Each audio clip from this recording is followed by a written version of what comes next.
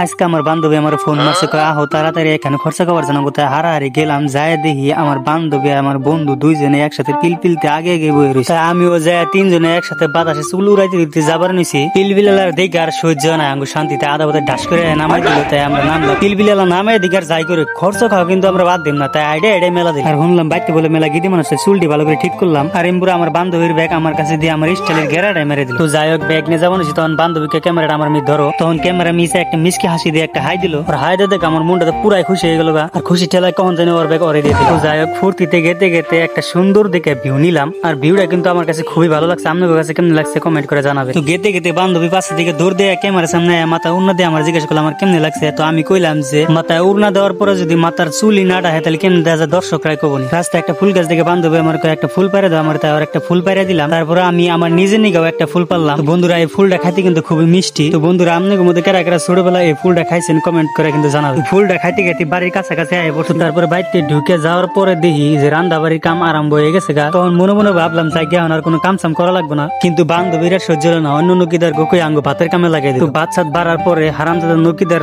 আঙ্গ খিলান বাদ মাইনসিরে খিলানের কামে লাগিয়ে দিল। আর মাইনসিরে ভাত সাত খিলানোর পরে আইলো আমার খাওয়ার পালা। তো আমি দাপ দুপ করে খাইয়া রওনা দিলাম বাড়ি। বাইতের দিকে বাইরানোর পরেই লগে লগে একটা গাড়ি পেলাম। আর ওই গাড়িতে বইয়া আবারও ফ্লাস্টের মতো চুল উড়াইতে উড়াইতে বাড়ির বুগলে নামলাম। তো আজকের বলত এনে শেষ।